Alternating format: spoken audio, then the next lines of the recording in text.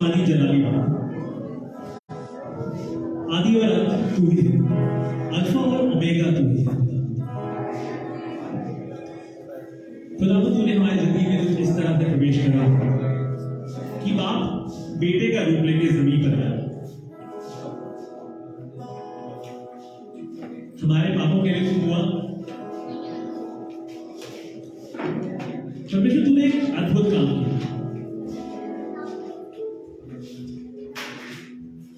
प्रभु यीशु मसीह तूने खुदा को बाप बना दिया, तूने गुस्से को मोहब्बत में बदल दिया, तूने न्याय को हटा के खुली बाहें खड़ी हो।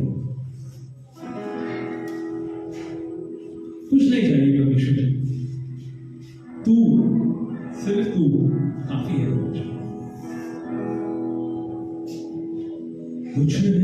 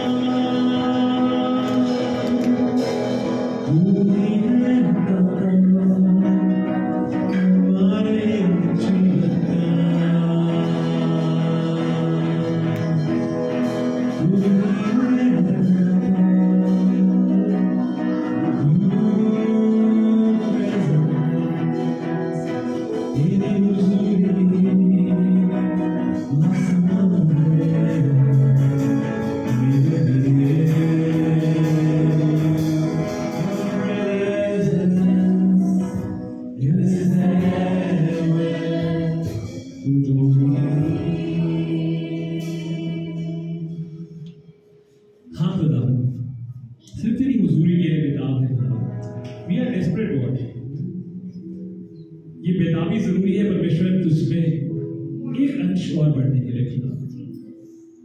आज की बात को तेरे खातिमों को उन सारी बातों को खुदावन जो हम करते हैं तेरे हाथों में सौंपते हैं। तेरे खातिमों के लबों को, तेरी खातिमाओं के लबों को तेरे हाथों में सौंपते हैं। अपने मजबे के गाने से छू के उनके लबों को पाक और साफ करना खुदा। जो वो बोले खुदावन तुझको ग्रहण योग्य हो। तेरा मसीह बदन तरक्की पाए खुदा। की टीम साफ हो जाती है, गीत उगाती है, अपने अल्फाजों को खुदा उसके सामने लेके आते हैं। हर चीज में तुझे महिमा मिले खुदा, तुझे शोर ना हो खुदा। हमारी बात के सामने सुगंधित धूप की माने हो खुदा, उस धूप की माने हो खुदा मसीह जो गंदगी नहीं हटाता लेकिन चीजों को सहने योग्य बनाता है। हमारी दुआएं खुदा मसीह वो बखूर है जो हमारी मुश्किलों को हमको सहने की ताकत देती है। जब लोग बदतमीजियां करते हैं, जब लोग गलत बातें बोलते हैं, जब लोग ताने मारते हैं, जब लोग जजमेंट पास करते हैं खुदावन बड़े छोटों पर, छोटे बड़ों पर खुदावन यीशु मसीह, हम चाहते हैं खुदावन हमें ताकत देना खुदा, क्योंकि आदत हमसे शुरू होता है खुदा। हम लोग ऑफेंस ना लें खुदा। मुबारक है वो जो मेरे सबब से, तेरे सबब से ठोकर नहीं खा सकता। कोई कुछ भी बोले खुदा, हम ठोकर नहीं खाएंगे, हम अपनी शांति नहीं खोएंगे खुदा। We will not lose our peace खुदा, because when that happens we are not able to listen to you, we are not able to listen to you Lord। हम तुझको नहीं सुन पाते, हम अपने खादिम को नहीं सुन पाते। खुदा तूने अपनी शांति इन 6 घंटों में बनाए रखी खुदा। You did not lose your peace। We declare in your mighty name that we will not lose our peace। हर वो जन जो यहाँ इबादत कर रहे हैं, जो वर्शिप टीम यहाँ खड़ी है, जो साजों पर है, जो बिना साजों के हैं खुदा, they will not lose their peace खुदा। जो खादिम यहाँ बैठे हैं, they will not lose their peace खुदा। हम आपकी तरफ शुक्र करते हैं दुआ प्रभु यीशु मसीह तेरे सामर्थी गयूं नाम से मांग लेते हैं, सुनो और ग्रहण करें। Praise the Lord, Happy Good Friday। ये उदासी का वक्त नहीं है। बहुत समय पहले किसी से इस बात पे जिक्र हुआ, थोड़ी सी बहस हुई कि ये तो उदासी का वक्त है, उदासी का मंजर नहीं है, ये उदासी का मंजर कभी भी नहीं था। तब था जब उनको पता नहीं था कि क्या होने वाला है, लेकिन आपको तो पता है क्या होने वाला है। हम खुश हैं, बहुत सारे खुदा के खाने हमारे साथ हैं। Let's welcome all the pastors.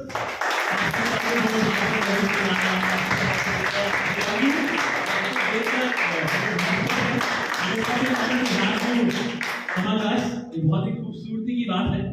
और जब हम सुबह की दुआ कर रहे थे तो आप लोग नहीं थे, आप ये कह रहे थे कि एक वक्त था जब हम चर्च के एल्डर्स और लोगों को बोलते रहे कल में फिर हम बात करेंगे। फिर 2 साल तक हम लोगों ने इबादत को बदल दिया, हम लोग किसी और तरीके से इबादत कर रहे थे, हम लोग कैंडल सर्विस कर रहे थे। लेकिन इस बार हमारे पुर्नियों ने बोला, हमारे बड़ों ने बोला कि हम वापस कलमों को छोड़ेंगे। तो हमने कहा बहुत खुश है, बिकॉज इतने सारे खादिम हैं, हर कलमा एक खादिम बोल रहा है और ये बहुत ही अमेजिंग बात है।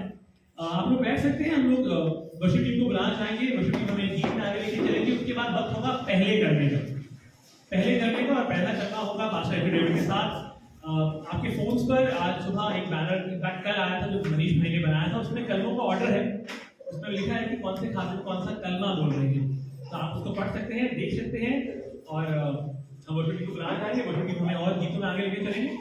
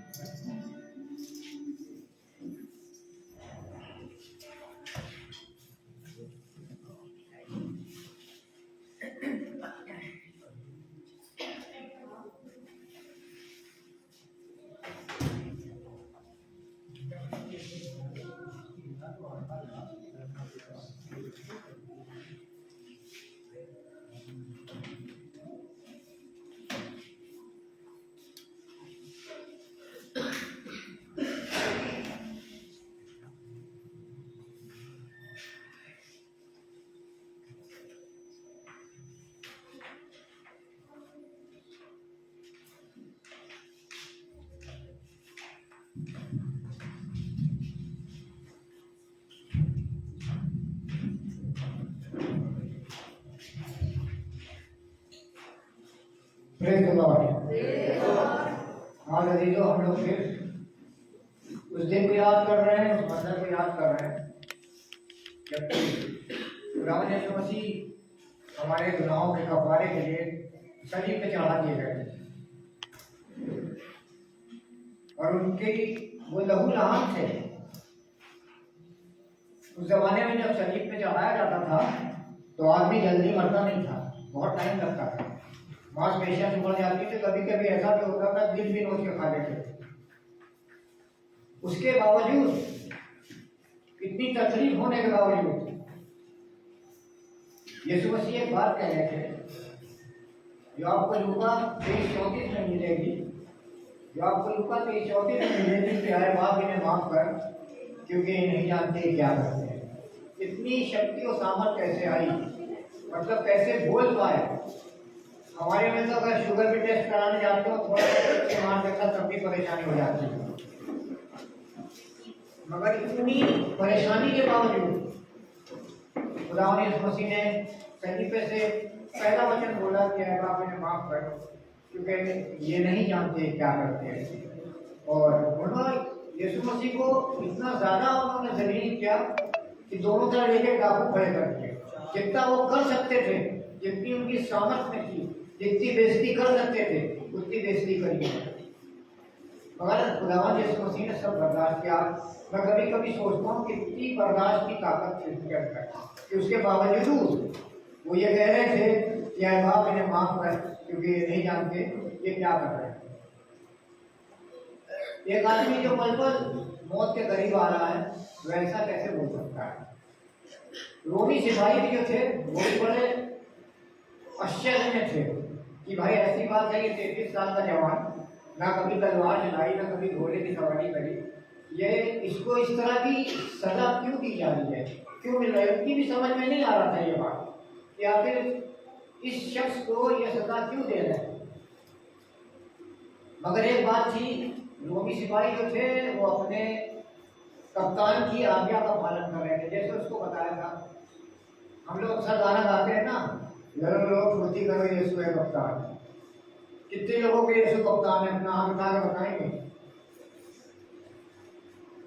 अगर यीशु कप्तान है तो जैसे रोमी सिपाही उनकी आज्ञा का पालन कर रहे थे वैसे हम भी उनकी आज्ञा का पालन कर रहे हैं। उनकी सारी आज्ञा कलाम में लिखी हुई है।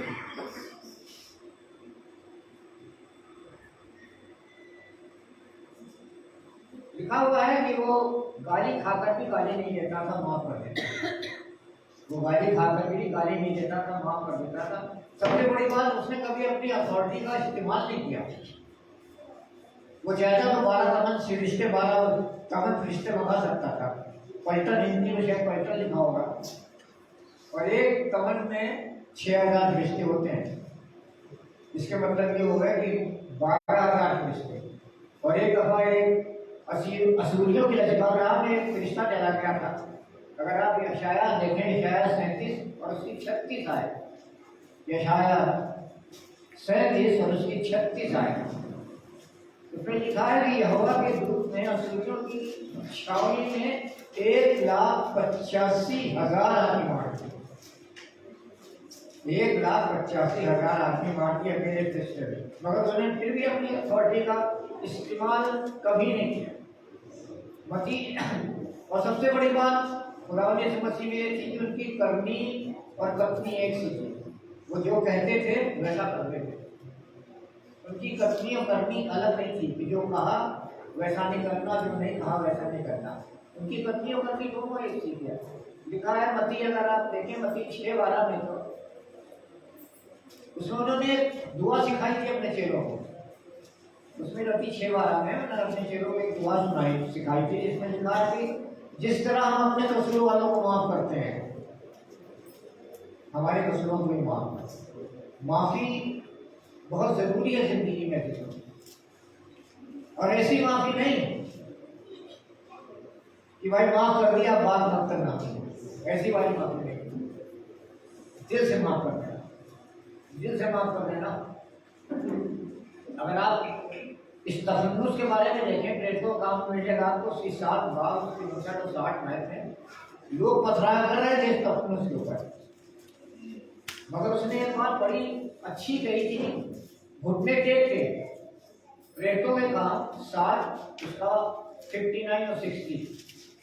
उसने एक बात कही, हे प्रभु ये पाप उन पर ना लगाना, हे प्रभु ये पाप उन पर ना लगाना, माफ कर दिया, उसने माफ कर दिया। और उसके बारे में लिखा है दूसरा तीमुथियुस, अगर आप निकाले मेरे साथ, दूसरा तीमुथियुस 4 उसका 16।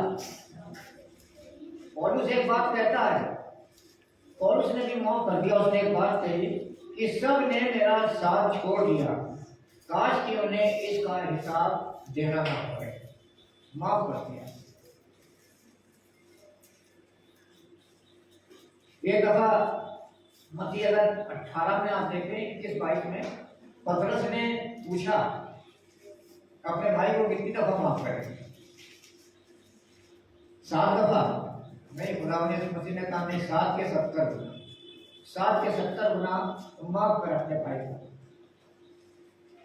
इब्रानी 9:22 में एक चीज देखें आप, इब्रानी 9:22 कि बिना लहू बहाए पापों की क्षमा नहीं, बिना लहू बहाए पापों की क्षमा नहीं। यीशु मसीह बचाने के लिए आया था, बलिदान होने के लिए आया था, ताकि परमेश्वर की अपने बाप की इच्छा पूरी करे।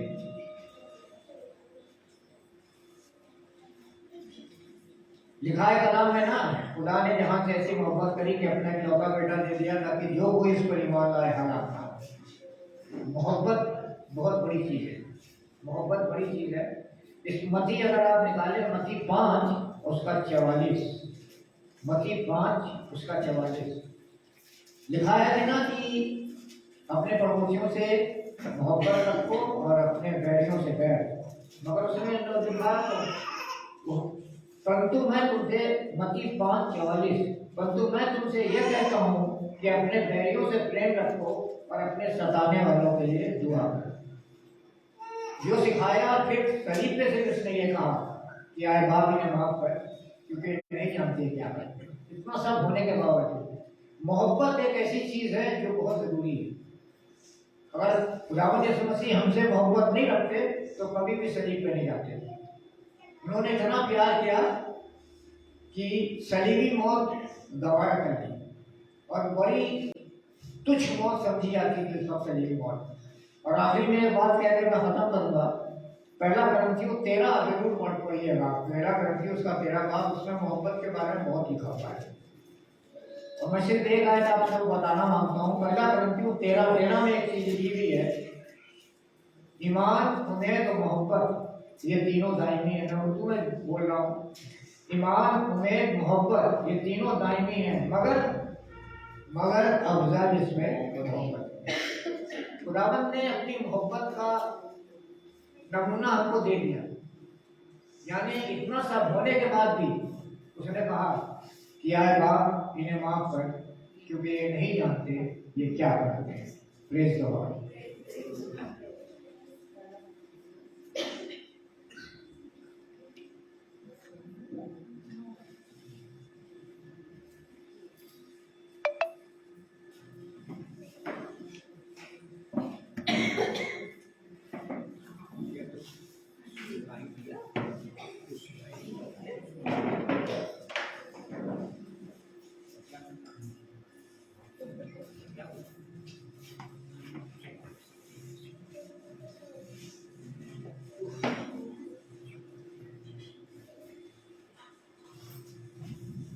Praise the Lord. अब मैं पास्टर्स की तरह तो बोल नहीं सकती, लेकिन थोड़ा बहुत जो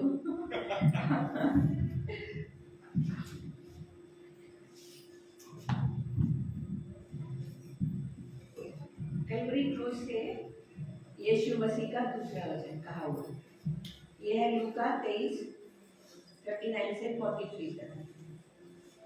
आज ही तू मेरे साथ स्वर्गलोक में होगा। ये मरकुस 16:16 में कहा गया था, जो बपतिस्मा लेगा उसका उद्धार होगा। तो उस डाकू को कैसे कह दिया यीशु मसीह ने कि आज ही तू मेरे साथ स्वर्गलोक में होगा? जबकि उसने बपतिस्मा भी नहीं लिया था। 2 डाकू थे, वो भी यीशु मसीह के साथ क्रूस पर लटकाए गए थे। तभी एक ने निंदा की, पर दूसरे डाकू ने तारीफ की यीशु मसीह क्या नाम लिया। तो यीशु मसीह ने उससे कहा कि आज ही तू मेरे साथ स्वर्गलोक में होगा। लूका 23 का 39 से 43 तक। जो कुकर्मी वहां लटकाए गए थे उनमें से एक ने उसकी निंदा करके कहा, क्या तू मसीह नहीं तो फिर अपने आप को और हमें बचा। इस पर दूसरे ने उसे डांट कर कहा, क्या तू परमेश्वर से भी नहीं डरता? तू तो वही दंड पा रहा है, हम तो न्यायानुसार दंड पा रहे हैं, क्योंकि हम अपने कामों का ही फल पा रहे हैं, पर उसने कोई अनुचित काम नहीं किया। तब उसने यीशु मसीह से कहा, यीशु, जब तू अपने राज्य में आए तो मेरी सुधि लेना। जो इतनी बातें बोल रहा है तो जरूरी है कि उसने यीशु मसीह के बारे में कुछ न कुछ सुना ही होगा। उसे विश्वास है कि यीशु मसीह का राज्य आएगा। फिर 43 आयत में 43 आयत में यीशु मसीह ने डाकू से कहा, मैं तुझसे सच कहता हूँ, आज ही तू मेरे साथ स्वर्गलोक में होगा। बड़ी विडंबना है इस वचन में। इसमें बड़ी बहस भी हो जाती है, बड़ी कंट्रोवर्सी भी हो जाती है कि बपतिस्मा तो लिया नहीं तो कैसे स्वर्ग जा सकता है। यहाँ पे एक शब्द आया है स्वर्गलोक। लोक का अर्थ होता है लोग, मतलब जन। जैसे कि लोकसभा जहाँ पे लोग बैठते हैं, बहुत सारे लोग बैठते हैं, ये स्वर्गलोक स्वर्ग के नीचे वाला लोक है। वहाँ पे आत्माएं जमा होती हैं। जब तक न्याय नहीं होगा तब तक कोई भी स्वर्ग या नरक नहीं जा सकता। 3 स्वर्ग है, जो सबसे ऊपर है उसे स्वर्ग कहते हैं। ये भजन संहिता 115 का 3 में लिखा हुआ है, हमारा परमेश्वर तो स्वर्ग में है, वो उसका सिंहासन है स्वर्ग में परमेश्वर का, उसने जो चाहा वही किया। उसके नीचे स्वर्गलोक है जिसे पैराडाइज कहते हैं। वहाँ पे सब आत्माएं जमा होती हैं। न्याय के बाद ही उन्हें स्वर्ग या नरक भेजा जाएगा। वहाँ पे यीशु मसीह उस डाकू को छोड़कर फिर नीचे आए। तीसरा स्वर्ग है आसमान, वहाँ पे शैतान का वास है। पौलुस ने कहा कि मैं तीसरे स्वर्ग तक उठा लिया गया। दूसरा स्वर्गलोक है जहाँ पे इब्राहिम की गोद में लाजर को उस अमीर आदमी ने देखा था। यीशु मसीह इस वक्त व्यक्ति से वादा करते हैं कि आज ही तू मेरे साथ स्वर्गलोक में होगा। लेकिन ये कैसे संभव है जबकि उस व्यक्ति ने बपतिस्मा नहीं किया।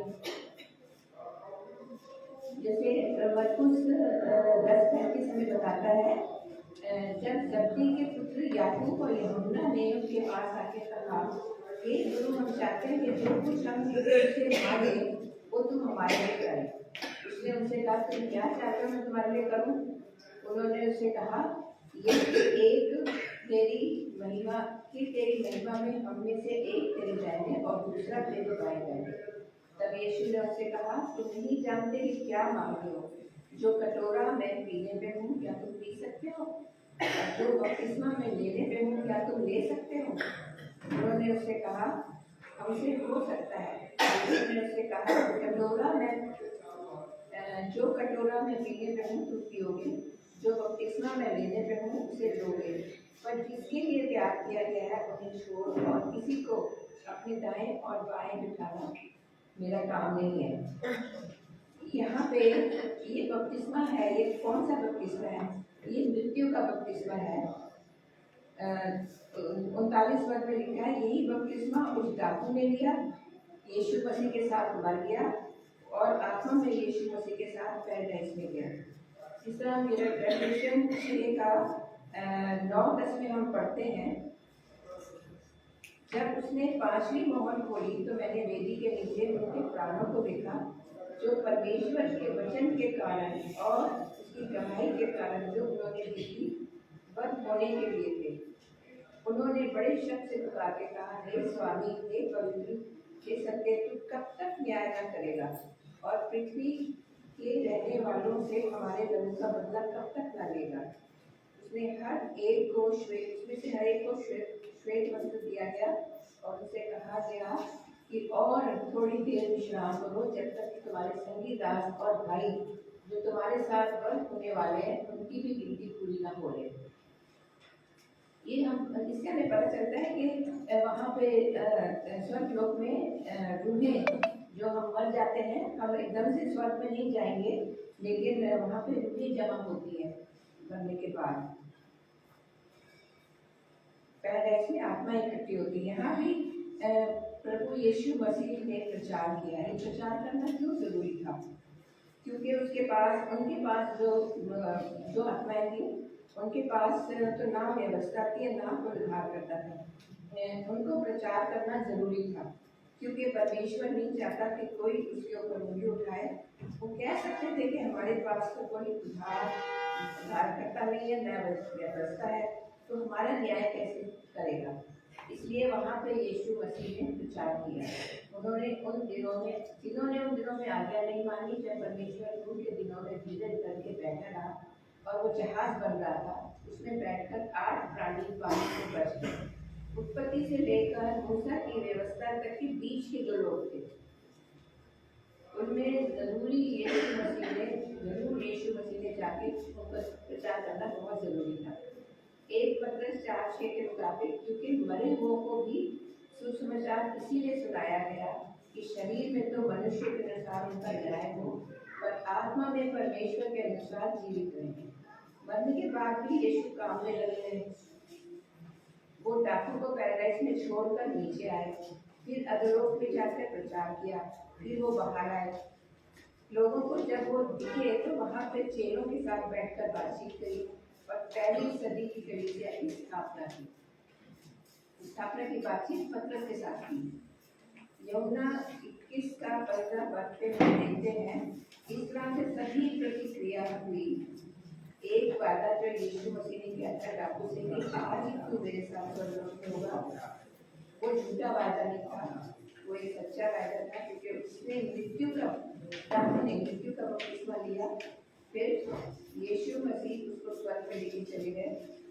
मरकुस 16:16 बताता है, जो विश्वास करे और बपतिस्मा ले उसी का उद्धार होगा, जो विश्वास नहीं करेगा वो दोषी ठहराया जाएगा। यानी विश्वास और बपतिस्मा एक दूसरे के पर्याय हैं। डाकू विश्वास तो कर चुका था, तभी तो उसने कहा यीशु जब तू अपने राज्य में आए तो मेरी सुधि देना। ये उसका विश्वास था। उसने बपतिस्मा जब लिया जब वो यीशु मसीह के साथ मर गया। यीशु मसीह उसे पैराडाइज में ले गए।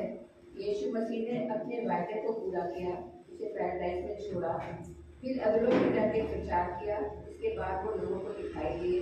फिर पहली सदी की कलीसिया की स्थापना की कार्रवाई शुरू। Praise the Lord.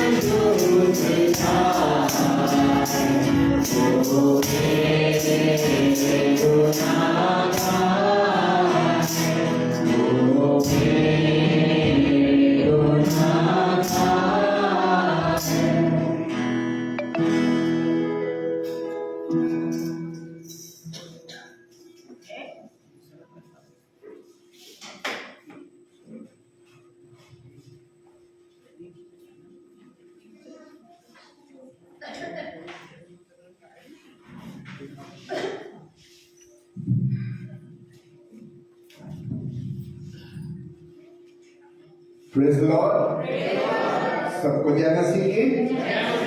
हम इतना मुंह लटकाए क्यों बैठे हैं?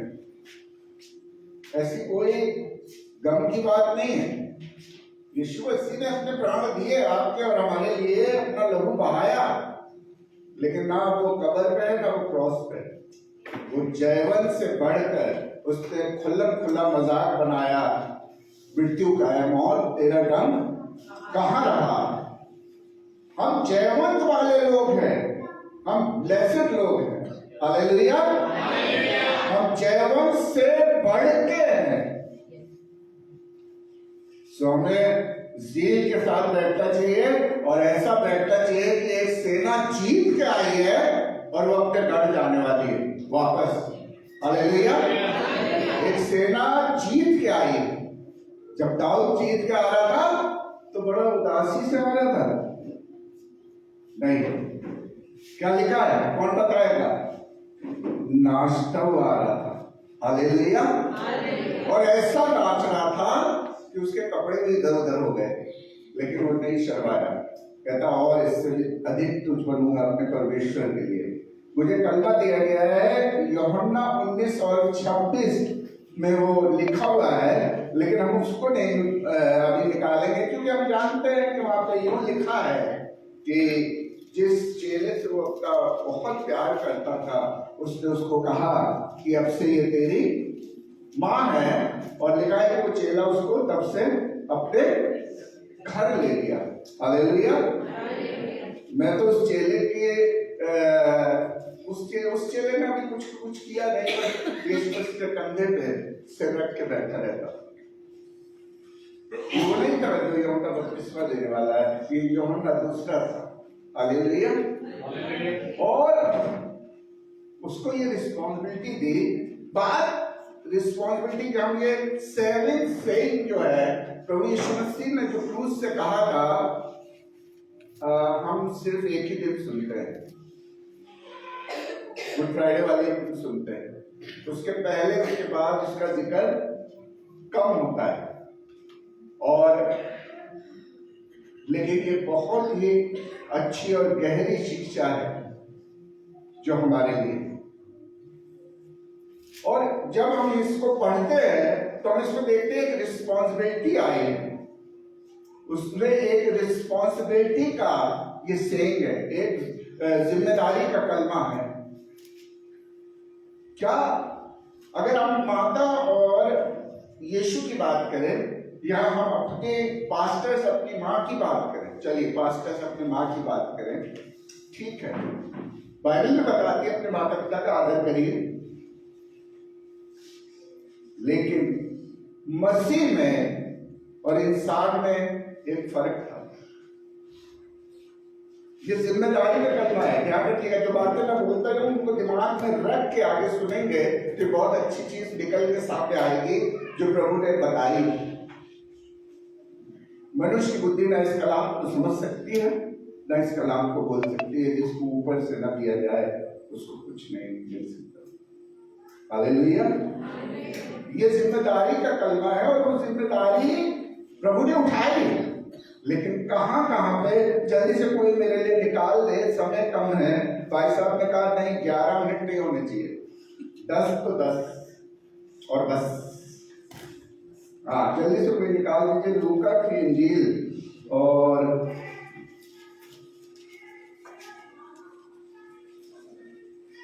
उसका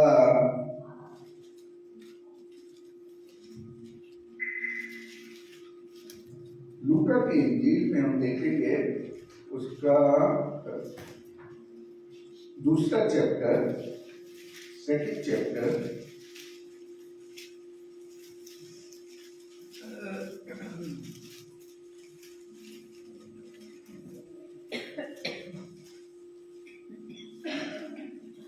पहले 41 पढ़ेंगे फिर 40 पढ़ेंगे। पहले 41 आयत पढ़ेंगे।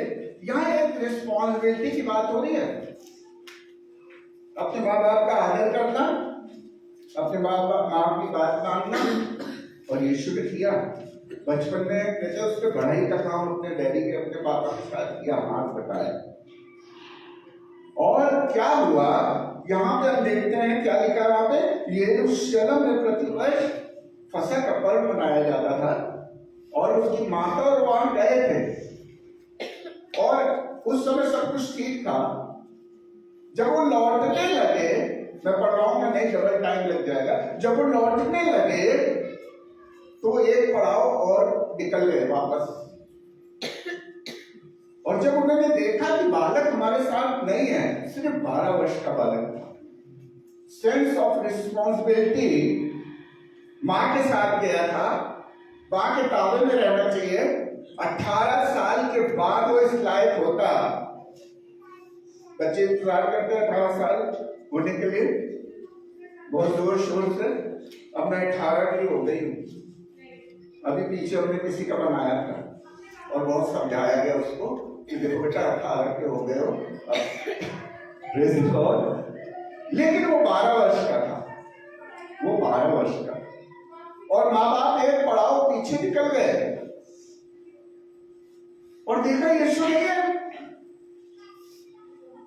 वो फिर उसको ढूंढते हुए आए और कुड़कुड़ाते हुए आए कि ये क्या है, हम तुझे ढूंढ रहे हैं, पड़ाव ढूंढ रहे हैं, तो कहां है?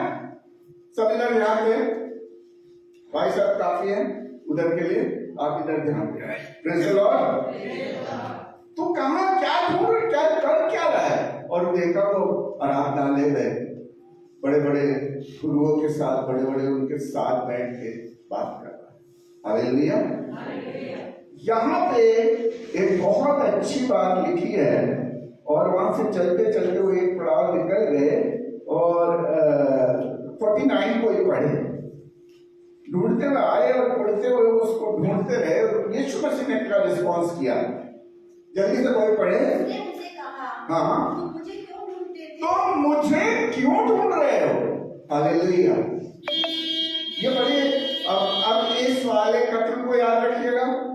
आगे एक और कथन आएगा, मैं बताऊंगा जल्दी से। तुम मुझे क्यों ढूंढ रहे हो? क्या लिखा हुआ? क्या नहीं जानते थे कि मुझे अपने पिता के भवन में होना आवश्यक है? हालेलुया। क्या तुम नहीं जानते? तुम तो वही मरियम हो ना, जब एलिशबा आई थी तो बालक पेट में उछल पड़ा था। तुम तो वही मरियम हो जिसको स्वर्गदूत ने कहा था ये पवित्र आत्मा के प्रभाव से मतलब वाइफ रहेगी। तुम तो वही मरियम हो जिसको सब कुछ बताया गया था। क्या तुम उन बातों को भूल गए हो मरियम? क्या तुम नहीं जानते? हालेलुया। सारी बात यीशु मसीह को याद थी कि स्वर्गदूत ने मरियम को क्या कहा, स्वर्गदूत ने यूसुफ को क्या कहा, और वही स्वर्गदूत एलिशबा के पास जाके क्या कहा। क्या तुम नहीं जानते? मुझे आगे क्या लिखा है सिस्टर रेबेका? परंतु जो बात हाँ उनसे कही हाँ उन्होंने उसे नहीं समझा। हाँ तब वह उनके साथ गया हाँ और नासरत में आया और उनके वश में रहा, और उसकी माता ने ये सब बातें अपने मन में रखी। उसकी माता ने ये सब बातें मन में लिखा है वहां पे। क्या तुम नहीं जानते मुझे अपने पिता के भवन में होना आवश्यक था? आवश्यक। हालेलुया। क्यों आ रहा है? 12 साल के बच्चे को किसने समझाया है? इतनी रिस्पॉन्सिबिलिटी क्यों है इसके अंदर? आगे हम चलेंगे, देखेंगे। एक सीन और हुआ विवाह में। पहली बार यीशु मसीह विवाह में गए, दाखरस खत्म हो गया। यीशु मसीह की मां उनके पास आई, कहने लगी दाखरस खत्म हो गया। क्या आंसर था? मैं पढ़वाऊंगा नहीं, टाइम लगेगा। ये महिला, मुझे तुझसे क्या काम? अब कोई बेटा अपनी मां को महिला कह के दिखाए, ऐसा झन्नाटेदार महिला का हाथ पड़ेगा कि सूजन याद रखे कि कई दिन तक मैं देखो महिला दिख रही हूं। यीशु मसीह ने क्या कहा अपनी मां को? हे महिला, मुझे तुझसे क्या काम? फिर उसने कहा, एक और लाइन कही थी, मेरा समय अभी नहीं आया। हालेलुया। समय, ठीक समय के परमेश्वर के पास आप क्या बैठे?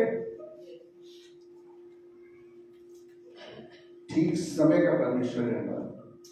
और बहुत सी बातों के लिए वेट कर रहे हैं, बहुत सी चीजें हमारे जीवन में अभी नहीं हुई, अभी आगे है, लेकिन वो ठीक समय पे लाने वाला परमेश्वर। हालेलुया। मनुष्य की बुद्धि समझ रही है कि नहीं, परमेश्वर शायद नाराज है।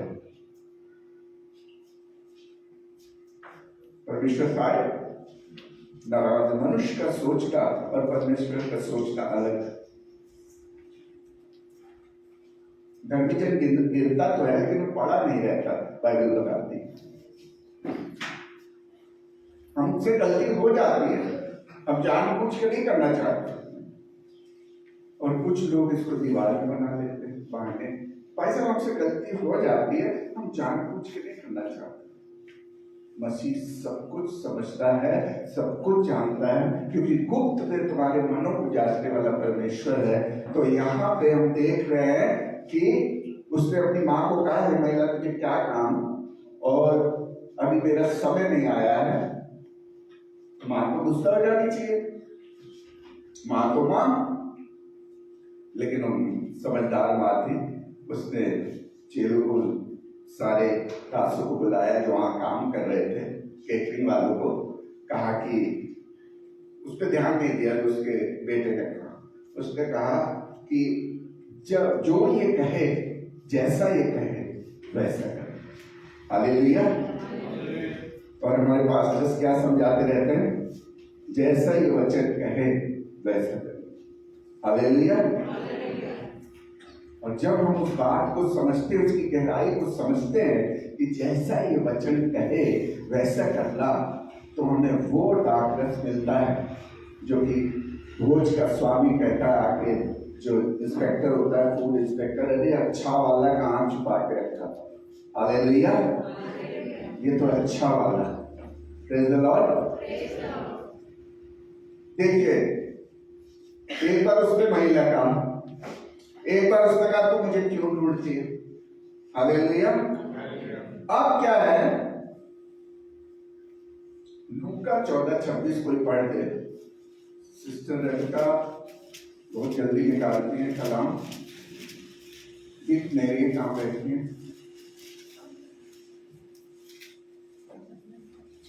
लूका, यदि कोई मेरे पास आए यदि कोई मेरे पास आए और अपने पिता और माता अपने पिता और माता और पत्नी और बच्चों और भाइयों और बहनों वरन अपने प्राण को भी अपने प्राण, कौन कौन है? पिता, माता, पत्नी, भाइयों, बहनों और himself, खुद अपना भी प्राण, अप्रिय न जाने, प्यार करें। पिछली बार मैं शायद आया था, अगर आपकी याददाश्त अच्छी हो तो मैं एक लाइन बोल के गया था कि हमारे और परमेश्वर के बीच में जो चीज आ रही है और बहुत ज्यादा आ रही है, वो खतरे में है।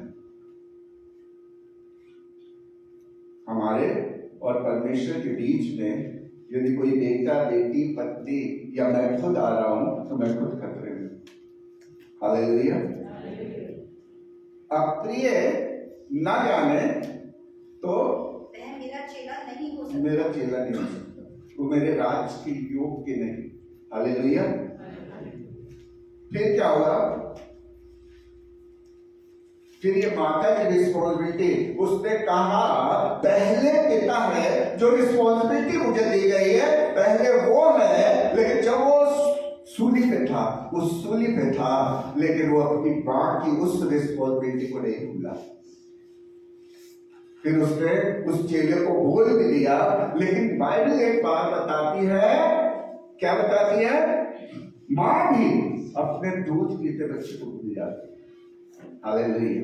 ये रिस्पॉन्सिबिलिटी क्यों है? मां के पहले प्रभु क्यों है? पिता से पहले क्यों है? बच्चे से पहले क्यों है? मेरे खुद के पहले क्यों है?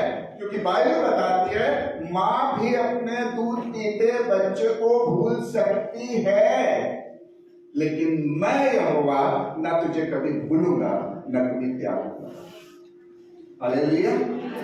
इसलिए ये रिस्पॉन्सिबिलिटी क्रूज से जब वो जाने लगा, जब उसको पता चला कि अब मुझे बोलना है, ये वक्त आने वाला है कि मैं अपने प्राणों को अपने पिता परमेश्वर के हाथों में सौंप दूं और बोल दूं कि पूरा हुआ, उसने अपनी बात पे ध्यान दिया और उस चेले को कहा कि आज से ये तेरी माता है। हालेलुया। जब वो ब्लेस्ड था, वो ब्लेस्ड था अपनी बात से, आज के बाद वो चेला ब्लेस्ड हुआ उसकी बात से, क्योंकि वो चेला उसके कंधे पे सर रख के रहता। बहुत प्यार लिखा, वहां लिखा है, एग्जैक्टली लिखा है कि वो चेला बहुत प्यार करता था और यीशु भी उस चेले से प्यार करता। हालेलुया। लेकिन सेंस ऑफ रिस्पॉन्सिबिलिटी की कैटेगरी उसने रखी। उसने सबसे पहले कहा कि मुझे अपने पिता के घर में होना आवश्यक है। एक आयत लिखी हुई है, मैं पढ़ाऊंगा नहीं। उसने कहा रात बहुत हो चुकी है, मुझे दिन ही दिन में अपने पिता के काम को पूरा करना है। वो रात आने वाली है जब कोई काम नहीं कर पाएगा, और गैथसेमनी के बाद में वो रात आ गई, जब वो टप्पे भर की दूरी पर जाकर प्रार्थना कर रहा था और बोझ से इतना दबा हुआ था और उसका पसीना मानो लहू के समान गिर रहा था। वो वाली रात की बात कर रहा था कि उस रात को मैं प्रचार नहीं कर पाऊंगा, उस रात को तुम बोल नहीं पाओगे, तुम 3 बार इनकार कर दोगे मेरा। उसने कहा नहीं, मैं जान देने तक वफादार रहूंगा। एक शख्स उससे हमेशा कहता है कि नहीं, डोंट रिपीट दिस वर्ड, कि मैं आपको कभी नहीं छोड़ूंगा। मत रिपीट करो, जो बातें मन में रखो, क्योंकि जो बोलते हैं वो कर नहीं पाते। हम मनुष्य हैं। वो सूली को बोझ को सह रहा था। मैं लास्ट में एक बात कह के खत्म करूंगा, हो सकता है 10 मिनट हो गए हो। लास्ट में एक बात जरूर कहूंगा कि आई डोंट नो कि यीशु मसीह का वेट कितना था, आई डोंट नो, मुझे नहीं मालूम, लेकिन काफी लोग बह चुका था। जब वो घोड़े पड़ते थे तो करीब 150-250 ग्राम मीट मांस उसकी पीछे से बैग से खींच के निकाल लेते थे। पैशन ऑफ क्राइस्ट आपने देखी हो। मुझे नहीं मालूम कि यीशु मसीह का वजन कितना था, लेकिन मुझे ये मालूम है कि मेरे पापों का बोझ कितना था। और जब कहने लगा, हे पिता, तूने मुझे क्यों छोड़ दिया?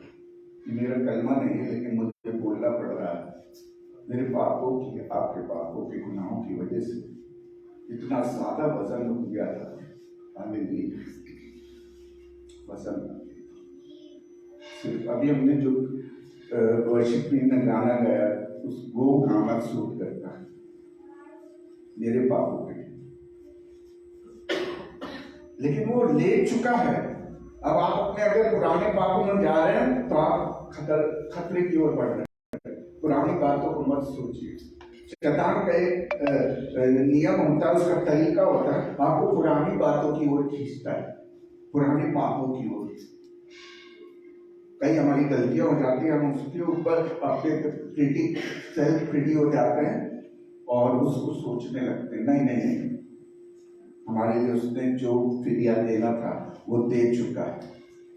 वो क्रूस इसलिए भारी था क्योंकि उस पर गुनाहों का बोझ था, लेकिन वो अपनी रिस्पॉन्सिबिलिटी को नहीं भूला।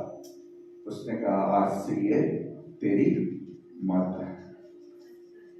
लेकिन समझने वाली बात यह है, अंडरलाइन करने वाली ये बात है कि सबसे पहले जो जिम्मेदारी हमें कलीसिया में दी गई है, सबसे पहले जिसके लिए प्रभु क्रूस पे चढ़ा, वो जिम्मेदारी हमारी है। हमारी माता पिता हमारे साथ हैं।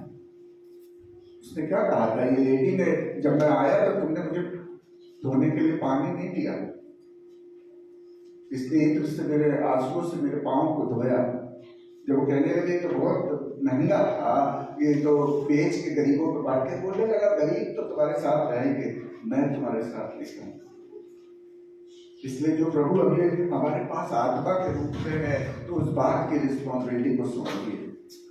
पहले उसके राज और धर्म की खोज, तब बाकी सारे काम, बाकी चीजें परमेश्वर का सेट करने, टेंशन लेने का नहीं।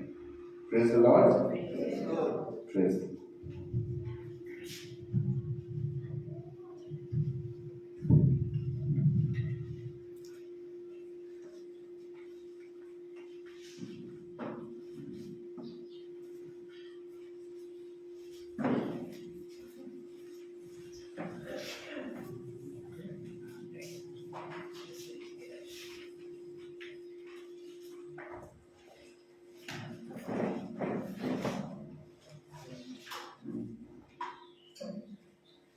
Good morning and a happy Good Friday. Yes. And it's really happy Yes. because Jesus died for you and me. परमेश्वर मेरे और आपके लिए मरा, और वो ऐसे ही नहीं मरा. He died as a king. Yes. He died as a king. He did not die like you and me. तभी कहते हैं वो दोबारा जी उठा, इसीलिए कहते हैं। And Jesus जब मरते वक्त भी उनके हेड पे ताज था।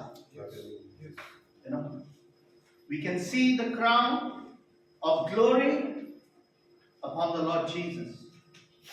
You know, and whatever he said on the cross, the 7 saints, was not only for the disciples, it was not only for the people who were gathered there, but it was also for you and me. Yes. He wanted to make us understand why he died for us and what he has said. कहते हैं ना, last इच्छा क्या होती है आपकी मरते वक्त? मैंने सुना है ये कि आप क्या चाहते हैं, कोई भी पूछता है, तो I think his last words were that I want to say something, the 7 words on the cross, not on the ground. He said everything on the cross. And you know one thing, that he was on the cross for 6 hours. For 6 hours. From 9 a.m. to 3 p.m. Yes. He was there. और जो डाकू थे वो उनसे 2 दिन पहले से लटके हुए थे. डाकू 2 दिन पहले लटके हुए थे, और जो Jesus was hanging on the cross for 6 hours, solid 6 hours. हमें 6 घंटे खड़ा होना मुश्किल हो जाता है, 1 घंटा खड़ा होना मुश्किल हो जाता है, लेकिन Jesus was on the cross for 6 hours, and in those 6 hours, in the first 3 hours, he spoke the first 3 statements: the word of forgiveness, the word of assurance, and the word of love. God spoke in those 3 hours. तो बाकी 3 घंटे क्या किया? He was in the communication with the Father. The Father was giving the strength to be on the cross. If we look into the word of Matthew chapter 27, verse 45 and 46. Chapter 27, verse 45 and 46. We'll also read verse 47. Now from the 6th hour there was darkness over all the land unto the 9th hour. And about the 9th hour, Jesus cried out with a loud voice, saying, Eli, Eli, lama sabachthani. That is to say, my God, why hast thou forsaken me? Some of them that stood there, when they heard that, said, this man calleth Elias. You know who is Elias? That's Elijah. अब आप इसमें ये देखिए, लोग जो वहां खड़े थे वो कंफ्यूज हो गए कि my God, he is saying he is calling Elijah. But it was not like that. वो क्यों कंफ्यूज हुए? क्योंकि आप अगर देखें बाइबल में, जब ईसा मसीह धरती पर थे, तब उन्होंने हमेशा अपने फादर को एड्रेस किया. हमेशा जब उन्होंने प्रार्थना सिखाई, my father thou art in heaven, you know, he never used the word my God, but when he was on the cross, he said, my God, why have you forsaken me? ये उन्होंने पहली बार बोला ये बात, my God, नहीं तो वो हमेशा फादर करके एड्रेस करते थे. वहां पे जब फादर करके आप किसी को एड्रेस करते हैं, you are showing the intimacy, the love between the son and the father. लेकिन इसका मतलब ये नहीं है कि जब उन्होंने माय गॉड कहा वहां पे कनेक्शन टूट गया. नहीं, उसने सिर्फ 2 मिनट के लिए कहा, why have you rejected me? Just for a moment he said, why have you rejected me? आपको मालूम है कि कोई भी आपका सगा संबंधी अगर आपको रिजेक्ट करता है तो कितना पेनफुल होता है. The same condition was there with Jesus and the Father. There was a pain जब वो रिजेक्शन आया. Why have you forsaken me? God did not leave him. Never. अगर उसे छोड़ दिया होता तो वो ऐसी मौत नहीं मरता, तो दूसरे टाइप की मौत होती. उसको छोड़ा नहीं था. But he cried out, my God. That means he still had faith in the Father, saying, my God. You know, that is, if I translate this again, my Father, where are you? बच्चा कई बार चीखता है, mummy कहाँ है, पापा कहाँ है, मेरे को जाना है, मम्मी पास जाना है, पापा पास जाना है. That's a connection between the son or the daughter, between the father or the parents, I'd say. वही चीज यहाँ पर दिखाया गया हमें when he said, my God, my God. Really, it was Lord Jesus was calling the Father.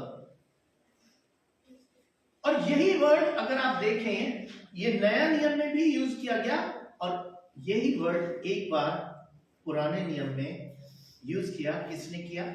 David ने किया. Psalm 22 में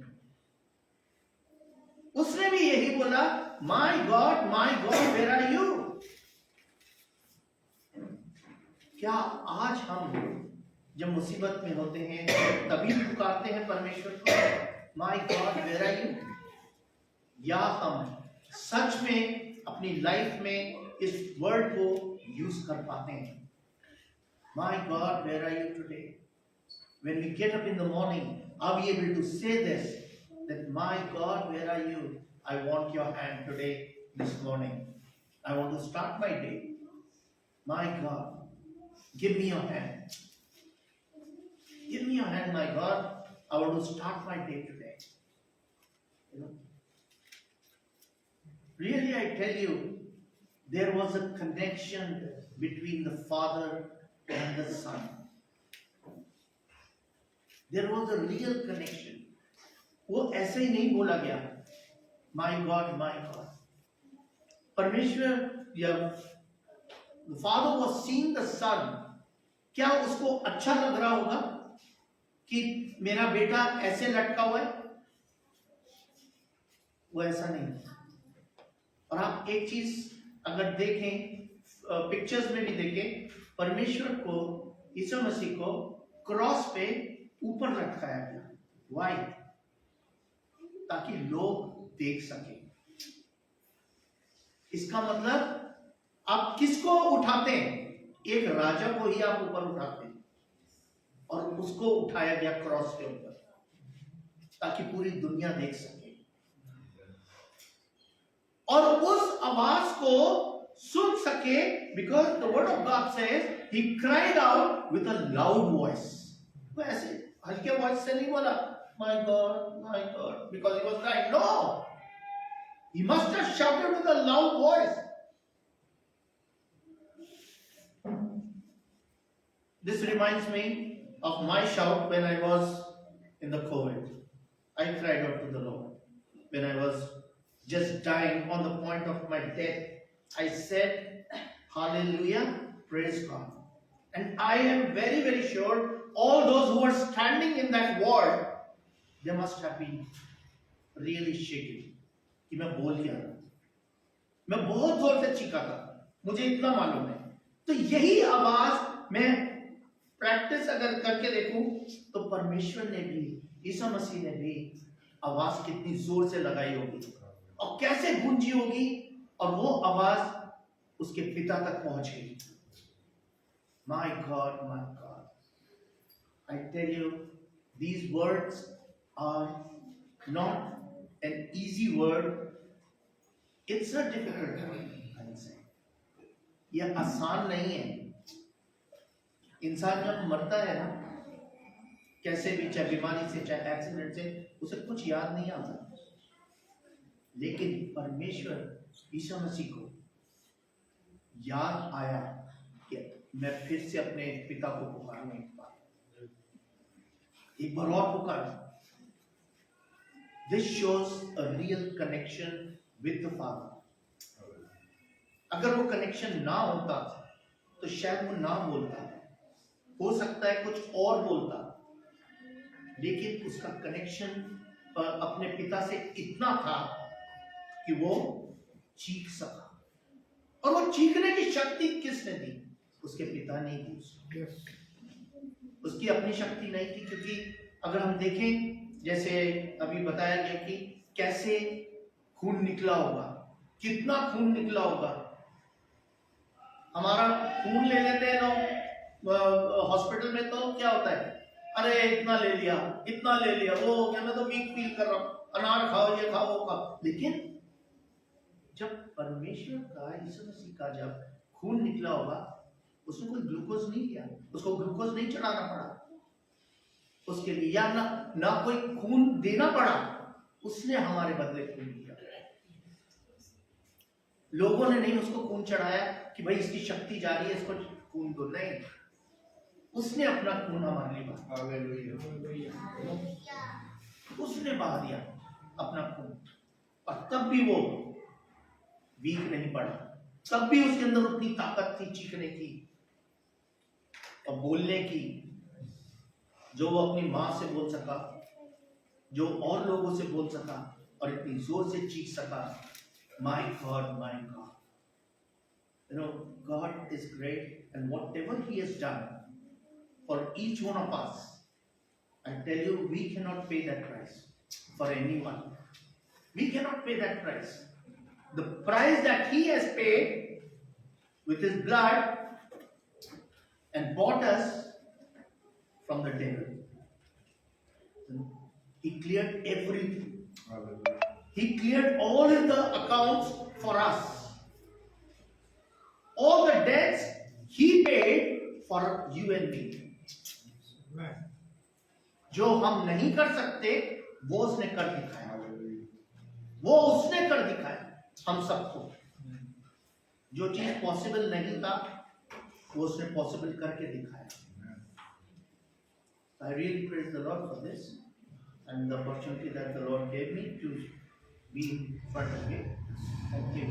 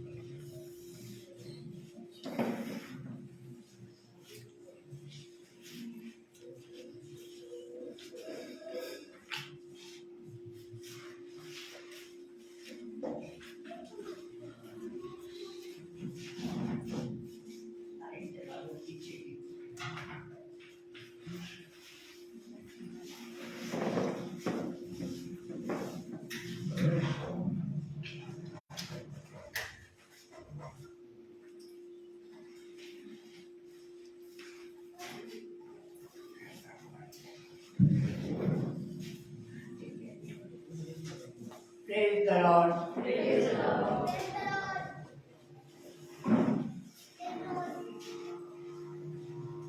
परमेश्वर का धन्यवाद करते हैं आज के इस अच्छे खूबसूरत दिन के लिए।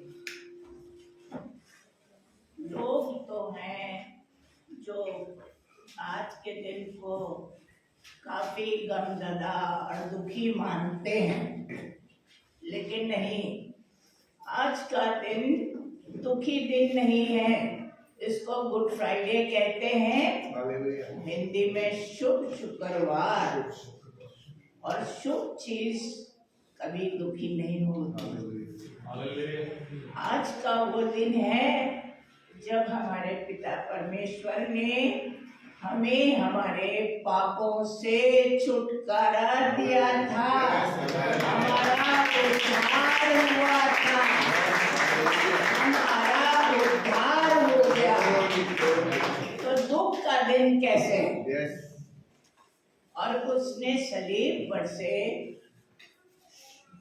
कुछ बहुत अच्छी मायने वाली बातें कही जो हमें याद रखनी चाहिए हमेशा, कि उसने सलीब पर दुख उठाते उठाते क्या क्या बातें कही। एक गाना है, मुझे बड़ा अच्छा लगता था, गा तो अब सकती नहीं, मुझे प्यास है तेरे प्यार की, मुझे और कुछ ना चाहिए। मुझे प्यास है तेरे प्यार की, मुझे और कुछ भी न चाहिए। या मसीह मसीह, या मसीह मसीह, मुझे और कुछ भी ना चाहिए। जब से मैंने परमेश्वर को जाना, उसकी नजदीकी में आई, ये प्यास मेरी बढ़ती गई और मेरे मन में ये इच्छा हुई कि जो बरकतें नियामतें उस खुदा ने मुझे दी हैं, उनके बदले में उसे क्या दूं। और मैंने लोगों के बीच में जो भी सुनती थी बांटा, बहुत लोगों को बांटा और परमेश्वर की सेवा में धीरे धीरे बढ़ती रही। परमेश्वर मेरी सहायता करता रहा। आज को जो मेरा कलमा दिया गया है वो है, मैं प्यासा हूँ। प्यासा, हर इंसान को प्यास लगती है और सब यहाँ अपने साथ पानी की बोतल भी लाए होंगे। हाँ, लेकिन हमारा मसीह सलीब पर लटका हुआ कह रहा है, मैं प्यासा हूँ। कैसी प्यास थी? वो इस संसार में भेजा गया था कि पापियों को उनके पापों से छुड़ाए, उद्धार दे। उसके मन में पापियों को छुड़ाने की प्यास थी कि जितना हो सके वो पापियों को उद्धार दे सके, परमेश्वर के बारे में उनको बता सके। आत्मा का जल उसके पास बहुत था, उसको आत्मा से भरा हुआ था। पाप के बंधन से छुड़ाने ही वो आया था और परमेश्वर ने उसको इसीलिए भेजा था, क्योंकि परमेश्वर इस संसार में, इस सृष्टि के सारे लोगों को बहुत प्यार करता है। वो नहीं चाहता कोई भी गुनाह में मरे।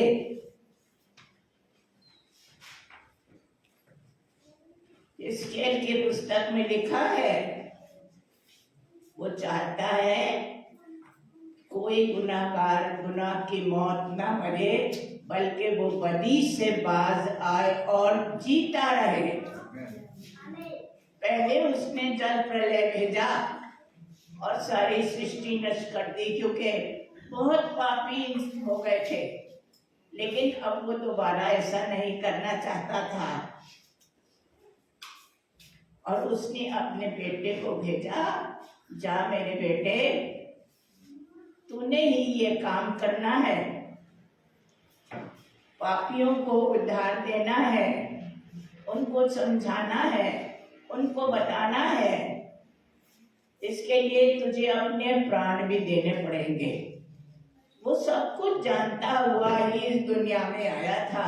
उसे मालूम था क्या क्या सहना है, क्या क्या करना है। और वो लिखा है, वो अपनों में आया और अपनों ने उसे ग्रहण नहीं किया। अपनों में आया, अपनों ने उसे ग्रहण नहीं किया, उसकी बातों को नहीं मानते थे। वो पुकार पुकार के कहता था, सब प्यासो पानी के पास आओ। यशाया 55:1 में लिखा है, सब प्यासो पानी के पास आओ। उसके पास तो जीवन जल का सोता था, पानी उसकी कोई कमी नहीं थी, फिर भी वो कहता मैं प्यासा हूँ। ऐसा मालूम पड़ता है एक कुआं जो लबालब पानी से भरा हुआ है और वो कह रहा है मैं प्यासा हूँ। लेकिन उसे उस जल की प्यास ज्यादा नहीं थी। यहाँ पे जो ज्यादातर कहा गया है आत्मिक जल के बाद, मत्ती 5:6 में लिखा है, धन्य है वो जो धर्म के भूखे और प्यासे हैं, क्योंकि वो तृप्त किए जाएंगे। धर्म के भूखे और प्यासे। हमारे बीच में भी बहुत से लोग हैं जो धर्म के भूखे और प्यासे हैं और यहाँ आते हैं, परमेश्वर का वचन सुनते हैं, उनकी आत्मा तृप्त होती है, जीवन जल उन्हें मिलता है परमेश्वर की तरफ से। और वही जीवन जल यीशु मसीह लोगों में देना चाहते थे। लेकिन मेरे ख्याल में उन्हें टाइम लिमिट बहुत थोड़ी सी दी गई। 3.5 साल, सिर्फ 33 साल की उम्र में उन्होंने अपना घर छोड़ दिया और परमेश्वर की सेवा में निकले। 33.5 साल में सलीब पर चढ़ गए। अगर ज्यादा समय होता तो शायद वो और भी कुछ काम करते, लेकिन समुपदेशक में लिखा है हर चीज का एक वक्त मुकर्रर है। तो खुदा ने इतना ही टाइम दिया था और इतने में जितना भी वो कर पाए उन्होंने किया। हम सामरी स्त्री की कहानी से परिचित है। यीशु थक के एक कुएं की मुंडेर पर बैठ गए और उनके चेले भोजन लेने चले गए तो एक सामरी स्त्री आई पानी भरने, और उसकी कहानी आप लोग जानते हैं कि प्रभु के साथ क्या क्या बातें उसकी हुई। और प्रभु ने उससे कहा कि इस जल से तो पीने से तो प्यास दोबारा लगती है, लेकिन जो जल मैं देता हूँ उससे प्यास नहीं लगेगी दोबारा। सामरी औरत इस मतलब को समझ नहीं पाई, लेकिन वो कहने लगी, हे प्रभु ये जल मुझे दे दे ताकि मुझे रोज रोज कुएं पे पानी भरने ना आना पड़े। लेकिन बाद में प्रभु ने उसको समझाया, उसके गुनाहों को बताया। उस औरत ने एक्सेप्ट किया और उसको उद्धार मिला, उसे वो जीवन जल मिल गया। हम गाते हैं, मेरी रूह खुदा की प्यासी है, मेरी रूह खुदा की प्यासी है। क्या अपनी आवाज सुनाते हैं? कितनों की रूह प्यासी है खुदा के लिए आज? है अगर तो सच में गाना करिए, नहीं झूठ बोलने की जरूरत नहीं है। सिर्फ गाना गाना मायने नहीं रखता।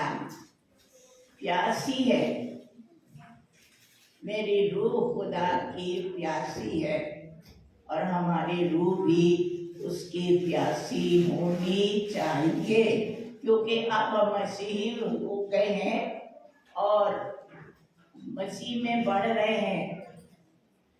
और जब हम मसीह में बढ़ रहे हैं, हमको अपने गुनाहों को मान के परमेश्वर से उद्धार मिल गया है। हम कहते हैं आई एम सेव्ड, बहुत ज्यादा प्राउड होके बोलते हैं आई एम सेव्ड। हाँ, आप सेव्ड हैं तो क्या दूसरों को सेव कर रहे हैं? क्या अपना फर्ज निभा रहे हैं? नहीं, आपका ये फर्ज बनता है कि आप इस फर्ज को निभाएं। मैं आपसे एक पर्सनल बात कहना मांग रही हूँ आज की इस प्यास के बारे में, जो मेरा अपना नजरिया है। पता नहीं आप माने ना माने। परमेश्वर ने, प्रभु यीशु मसीह ने कल रात थर्सडे की शाम को आखिरी भोज अपने चेलों के साथ किया था। पानी पिया होगा, दांत मधु पिया होगा सब, और उसके थोड़ी देर बाद उसको पकड़ लिया गया। सारी कहानी हम जानते हैं। और उसको ले गए एक कोर्ट से दूसरे कोर्ट, दूसरे कोर्ट से तीसरे कोर्ट, सारे में कभी लाल चोगा पहनाते थे, कभी बैंगनी वस्त्र पहनाते थे, उसके सारे कपड़े उतार दिए थे, उसको तमाचे मारते थे, बेइज्जती करते थे, हर तरह से वो इतना परेशान हो गया था। और हम उस वक्त वो इंसान था, वो परफेक्ट गॉड था तो परफेक्ट इंसान भी था। उस समय इंसानी वेश में था। और वो इधर से उधर, इधर से उधर। हम होते तो क्या करते, कैसे करते? मैंने कितनी बार इस चीज को सोचा। और फिर आखिर में उसको दुश्मनों के हवाले कर दिया गया। जाओ, जो कुछ चाहो उसके साथ करो। और वो उसे शरीर देने के लिए ले चले। और शहर से गोलगता पहाड़ी काफी दूर थी। उसको कोड़े मारते जाते थे। कोड़े भी ऐसे नहीं थे, इतनी लंबी लंबी कीलें उसमें जड़ी थी रस्सी में। और उसको कांटों का ताज पहनाया गया। और वो कांटों का ताज जो था वो भी ऐसा नहीं था, वो झाड़ी, उसको कहते हैं स्पाइना क्रिस्टी, जिससे वो ताज बनाया गया था। और उसमें इतने लंबे लंबे स्पाइन्स, उसमें कांटे थे। और वो आराम से नहीं, ठूस दिया गया उसके सर पे। सारा सर माथा सब लहूलुहान हो गया। कितना दर्द और तकलीफ का वो मंजर रहा होगा। आप सोचिए, उसको लेके जा रहे थे, इतना कमजोर निढाल हो चुका था। 3 बार वो रास्ते में गिरा, नहीं चल पा रहा था। तो एक आदमी जिसका नाम शमौन कुरेनी था, उसको बेगार में इन लोगों ने पकड़ लिया और उसको उसके ऊपर सलीब लदवा दी कि तुम सलीब लेके चलो। और किसी तरह गिरते पड़ते वो उस पहाड़ी तक पहुंचा। सुबह 9 बजे से उसको सलीब पर लटकाया गया और 3 बजे उसकी मृत्यु हुई। 6 घंटे उसने सलीबी दुख सहा। 6 घंटे। 9 से 12 बजे तक उसने 3 कलमे बोले और 12 से 3 के बीच में 4 कलमे बोले। और जब ये 5वां कलमा बोलने को था, आप समझिए सिर्फ एक कपड़ा लंगोटी की तरह उसको बांध दिया था। शरीर बिल्कुल कांटों से छिदा था, खून बह रहा था। कितने कमजोर और दर्द की हालत में था वो। सलीब पे लटका था। 1 बजे का शायद 1:30 बजे का समय होगा। कितनी गर्मी होगी उस समय। क्या उसको प्यास नहीं लगी होगी? उसका गला सूख गया था बिल्कुल। उसने कलमे बोलने थे तो उसके गले में थोड़ा तरावट होनी थी कि वो बोल सके।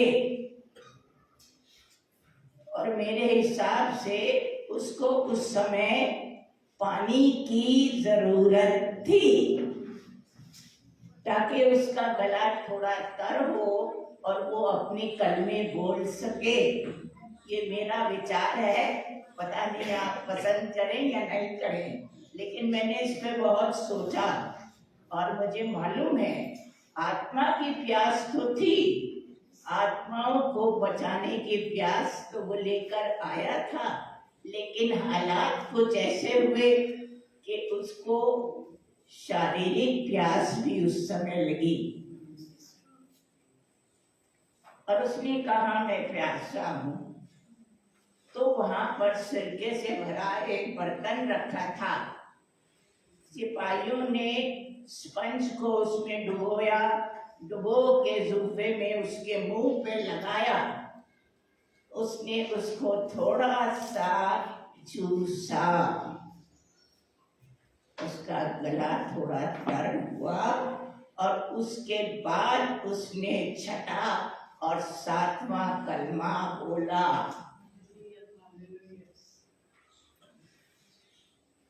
मैंने सोचा कि मैं आपको समझाऊंगी। लोग आत्मिक प्यास पर ज्यादा बात करते हैं, लेकिन कुछ शारीरिक भी जरूरत थी उस समय उसको। प्यासा हूं। हम जितने बचाए गए हैं, जो बच चुके हैं, जो परमेश्वर की नजदीकी में है, ये हमारा फर्ज बनता है कि हम भी उसके सहकर्मी बन जाएं, उसकी तरह आत्माओं को बचाना शुरू करें। जो नहीं जानते अभी तक परमेश्वर के उसके प्यार को, उसको बताएं, उन लोगों को बताएं। ये हमारा फर्ज बनता है। और हम अगर एक मन हो के जुट जाएं। मैं आपको बताती हूँ, पौलुस साउल जो यहूदी था और मसीहियों से बहुत घृणा करता था, मारता था, जान से मार मार के फेंक देता था। लेकिन जब यीशु मसीह से उसका साक्षात्कार हुआ, उसका जीवन बदल गया और वो शाऊल से पौलुस बन गया। जगह जगह मिशनरी यात्राएं करता था, लोगों को, आत्माओं को बचाता था। नए नियम की कितनी पत्रियां हैं जो पौलुस ने लिखी हैं, उन पत्रियों द्वारा वो उनकी आत्माओं को बचाता रहा और इसी कार्य में उसका जीवन भी समाप्त हो गया। आज मेरी आपसे विनती है कि अगर हम सब एक मन होकर परमेश्वर के लिए, उसकी सेवा करने के लिए, आत्माओं को बचाने के लिए तैयार हो, तो वो बड़ा प्रसन्न होगा कि मेरे लोग मेरे सहकर्मी हो गए, मेरा भार उठा लिया मेरे लोगों ने। और शायद मैं ये बड़े गर्व से कह रही हूँ, शायद अगर हम उसके सहकर्मी बन जाएं, उसकी ड्यूटी अपने ऊपर उठा लें, तो उसको ये कहने की जरूरत नहीं पड़ेगी कि मैं प्यासा हूँ।